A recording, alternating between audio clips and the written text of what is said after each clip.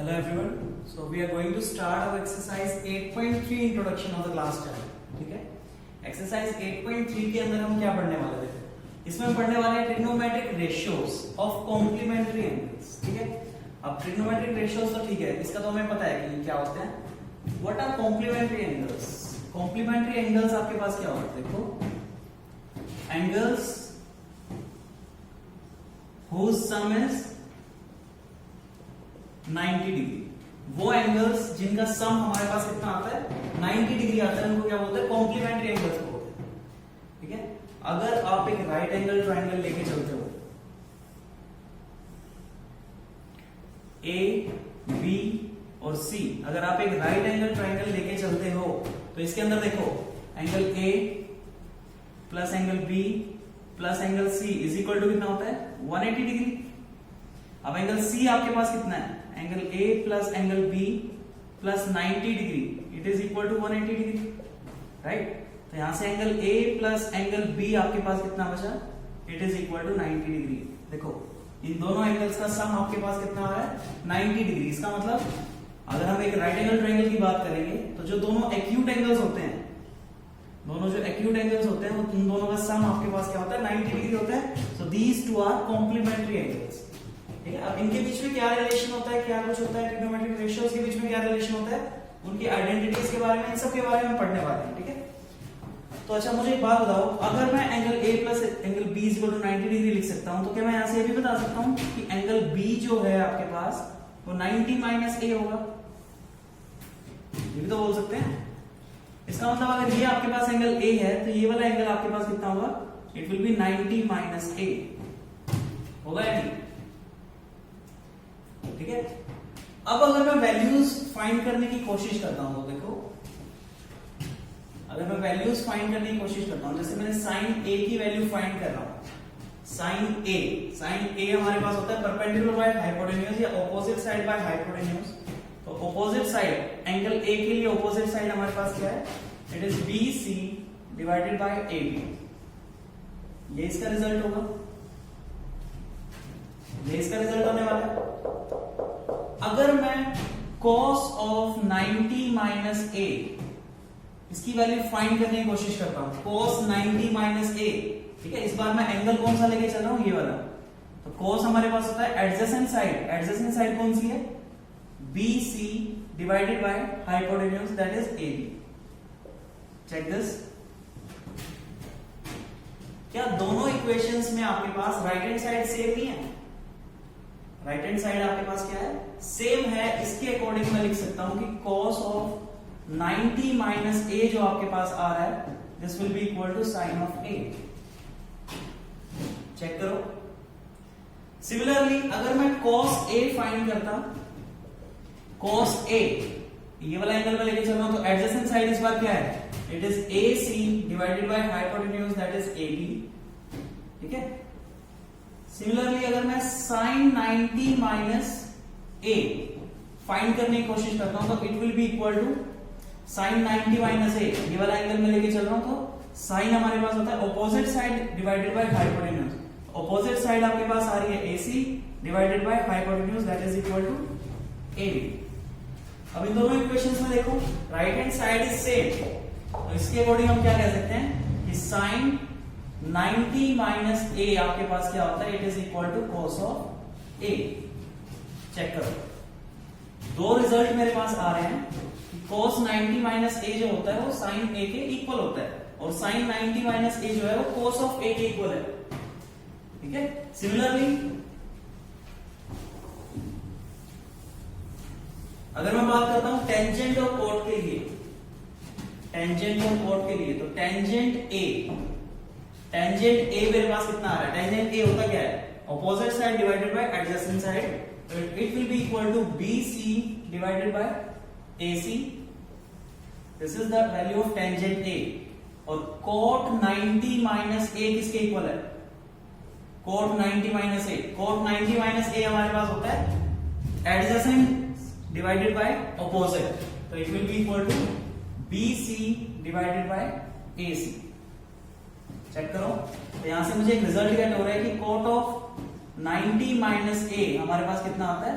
It is equal to tangent ए।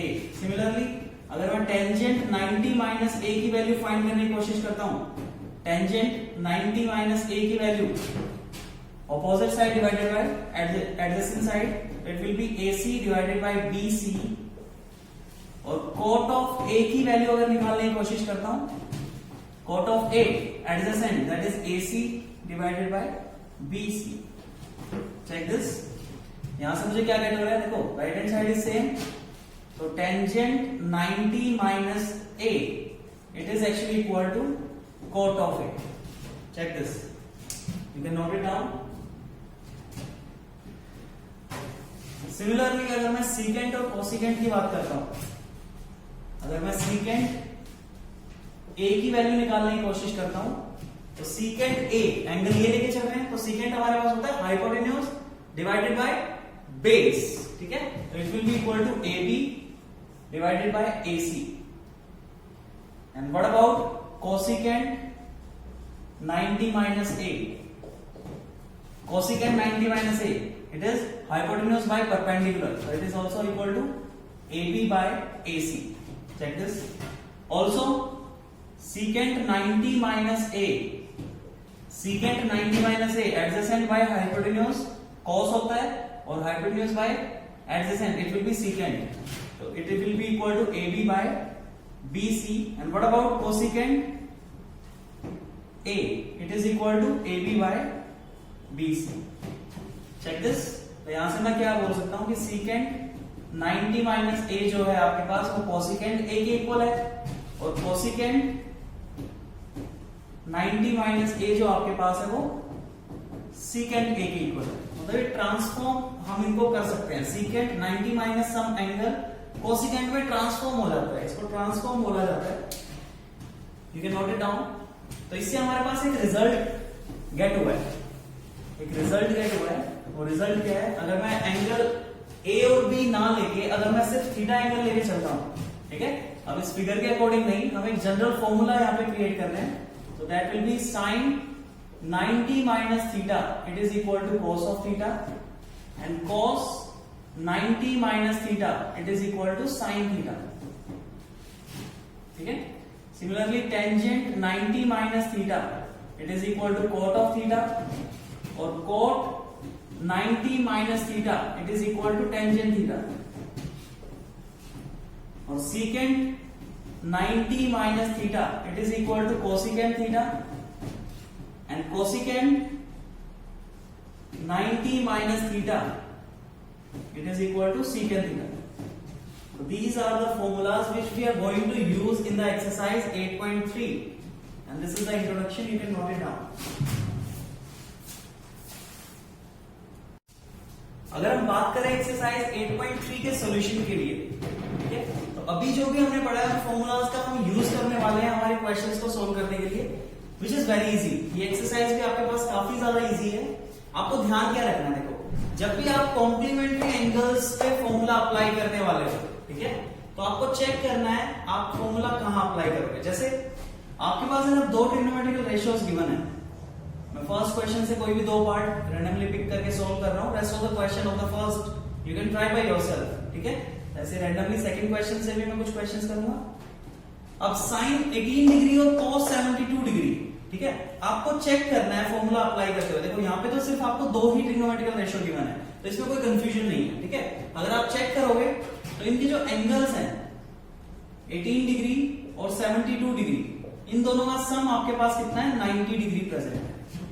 ठीक है, तो जिन दो एंगल्स का सम आपके पास 90 डिग्री बन रहा होगा उसमें से किसी एक पे आपको ये फॉर्मूला अप्लाई करना है. कैसे अप्लाई करना है वो भी मैं बताऊंगा. देखो यहां से मैं 72 डिग्री को लिख सकता हूं 90 माइनस 18. चेक दिस, क्या मैं 72 को 90 माइनस 18 लिख सकता हूं? बिल्कुल लिख सकते हैं. तो इफ आई अप्लाई दिस, अगर मैं ये चीज आपको क्वेश्चन में अप्लाई करता हूं, देखो it will be equal to sine of 18 degree. मैंने क्या बोला है, आप जिन दो एंगल्स का सम 90 बन रहा है उनमें से किसी एक के ऊपर अप्लाई करो. मैक्सिमम केसेस में 90% क्वेश्चंस में इसी से क्वेश्चन सोल्व हो जाता है. देखो यहाँ पे मैं चेंज करता हूं, cos ऑफ 72 को मैं लिख सकता हूं 90 minus 18, 90 degree minus 18 degree. It will be equal to sine 18 degree divided by, अब देखो यहाँ पे एक फॉर्मूला हमारे पास था, cos ऑफ 90 माइनस थीटा जो है वो साइन ऑफ थीटा में चेंज हो जाता है, ट्रांसफॉर्म हो जाता है। तो यहाँ पे वही सिचुएशन हमारे पास क्रिएट हो रही है। cos 90 minus this is theta, 18 degree है, थीटा की वैल्यू 18 डिग्री है, कोई बात नहीं। cos 90 हमारा चेंज हो जाएगा साइन में, तो साइन ऑफ 18 डिग्री। अब इनको हम कैंसिल कर सकते हैं, तो it is equal to 1। This is the required answer. सिर्फ एक छोटा सा फॉर्मूला यूज करने से हमारे पास रिक्वायर्ड आंसर आ सकता है। Check this. अब इसका सेकंड पार्ट और थर्ड पार्ट भी हो सकता है बुक में, I think it is third part. तो इस क्वेश्चन को करते हुए आपको क्या ध्यान रखना, देखो अगर आप इस क्वेश्चन को सोल्व करोगे तो कोसिकेंट 31 डिग्री और 59 डिग्री, सबसे पहले तो हमें चेक करना है कि 31 प्लस 59 आपके पास 90 बन रहा है, नहीं बन रहा है। So it is equal to 90 degree. इसका मतलब है मैं 59 को लिख सकता हूं 90 माइनस 31, लिख सकते हैं। तो यही चीज हम यहाँ पे क्वेश्चन में अप्लाई करने वाले हैं। देखो जिन दो एंगल्स का सम 90 बन रहा है उसमें से किसी एक को आप ट्रांसफॉर्म कर सकते हो। तो कोसिकेंट 31 डिग्री माइनस, इसको मैंने एज इट इज लिखा है, यहाँ पे मैं लिख रहा हूं सीकेंट 90 माइनस 31। देखो मैंने अभी सिर्फ 59 को चेंज किया है, 59 को मैं लिख सकता हूं 90 माइनस 31, जैसा इस क्वेश्चन में मैंने किया था कि 72 को मैंने लिखा था 90 माइनस 18। ठीक है, तो कोसिकेंट 31 डिग्री माइनस, देखो अब हमारे पास एक फॉर्मूला होता है कि सीकेंट 90 माइनस थीटा जो है वो कोसिकेंट थीटा के इक्वल है, राइट। तो सीकेंट 90 माइनस थीटा ये हमारे पास क्या हो जाएगा, it is equal to cosecant 31। क्या मैं इनको कैंसिल कर सकता हूं, तो it is equal to 0 is the required answer. Check this.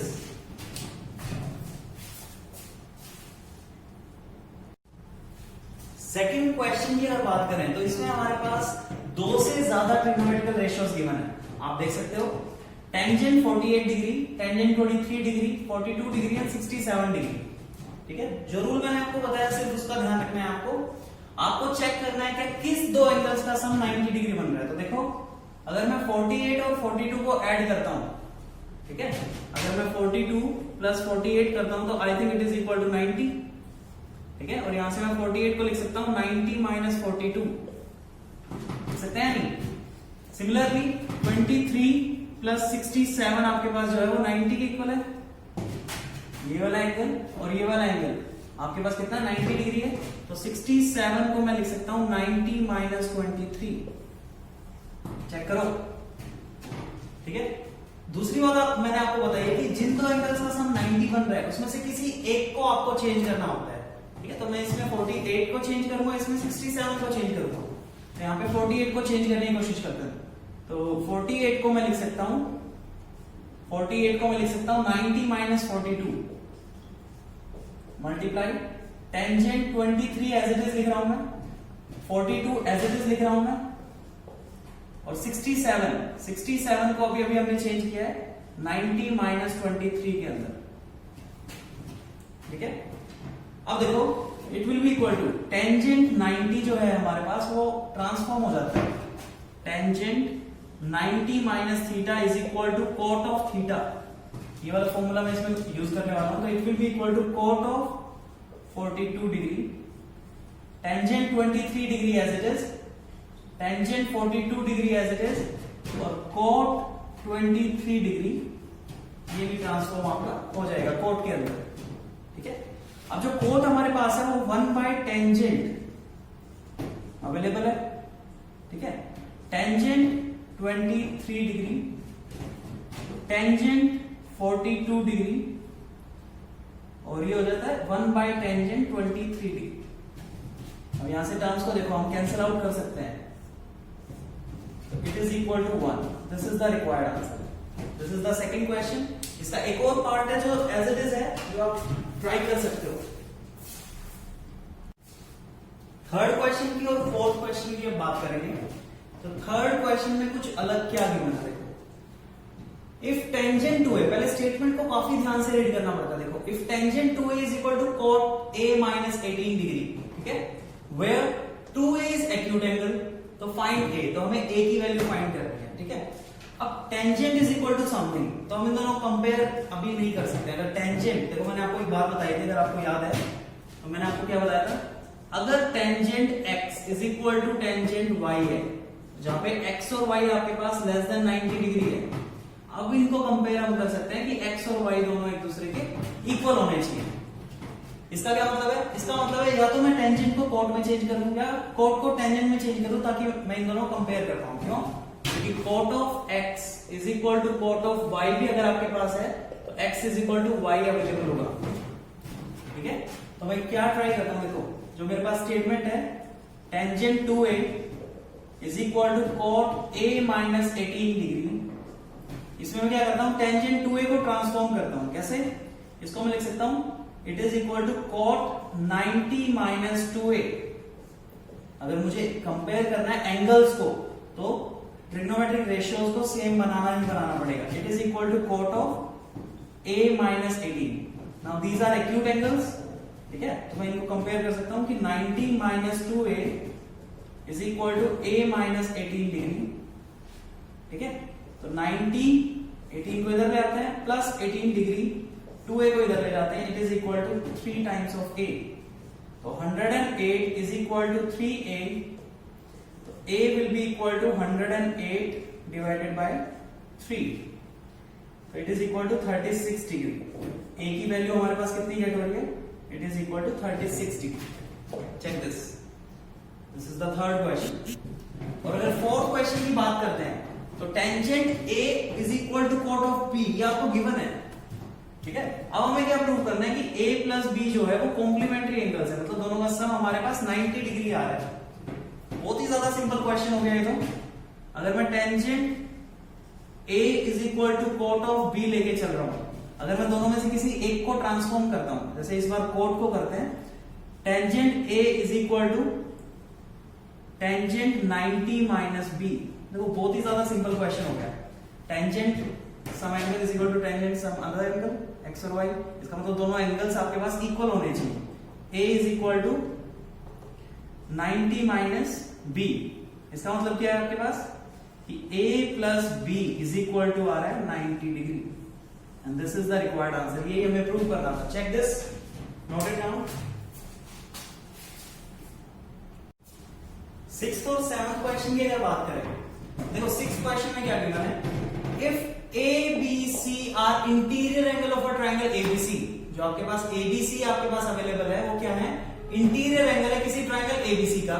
तो हमें शो क्या करना है कि sine B plus C by 2 is equal to cos of A by 2। ये हमें शो करना है। ठीक है, तो काफी ज्यादा इजी क्वेश्चन है एक्चुअली। हम क्या करने वाले हैं, जो भी चीज हमें गिवन होती है उसका यूज जरूर करते हैं। अब हमें गिवन है कि ABC are interior angle of a triangle. तो मुझे पता है कि इंटीरियर एंगल, इसका सॉल्यूशन देखो, इंटीरियर जो एंगल्स आपके पास होते हैं a plus B plus C, तीनों का सम इज इक्वल टू कितना होता है? 180 डिग्री। राइट, अगर मैं यहां से b प्लस सी की वैल्यू निकालना चाहूं तो it will be 180 minus a। आएगी या नहीं आएगी? It will be equal to 180 minus a।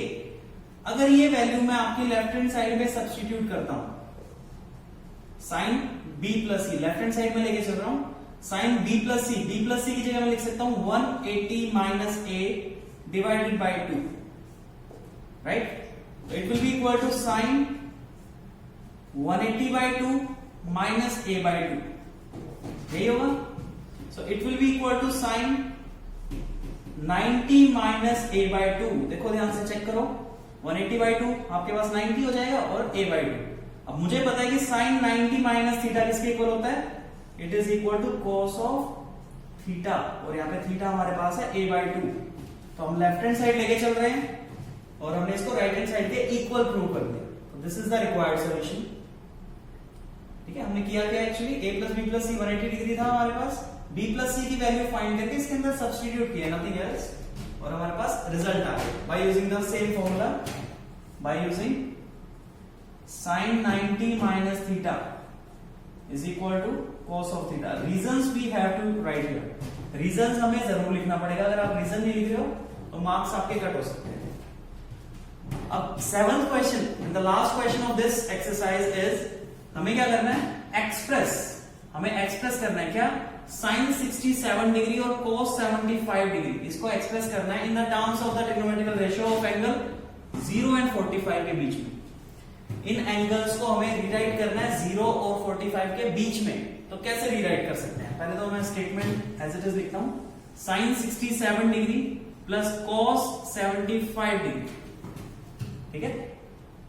अब अगर मुझे इसको 0 से 45 के बीच में चेंज करना है तो मुझे इन एंगल्स को चेंज करना पड़ेगा as 90 minus something.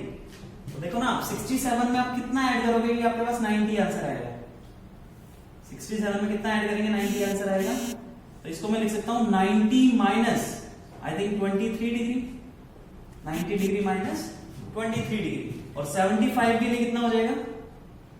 cos of 90 minus 15 degree. मैंने कुछ भी नहीं किया है, मैं सिर्फ और सिर्फ 67 को ये 90 माइनस 23 लिखना चाह रहा हूं। अगर आप 90 से 23 को सब्ट्रैक्ट करोगे तो आपके पास 67 ही तो रिजल्ट आएगा। तो 67 को मैंने रीराइट किया है, ऐसे ही 75 को मैंने रीराइट किया है यहाँ पे। अब साइन 90 ये चेंज हो जाता है cos के अंदर, cos 23 डिग्री प्लस cos 90 आपका चेंज हो जाता है साइन के अंदर, साइन 15 डिग्री। अगर आप इस टर्म्स के एंगल्स को देखोगे, इस ट्रिग्नोमेट्री के एंगल को देखोगे, तो it is in between 0 to 45 जो हमें चेंज करना था। तो this is the required result, you can note it down.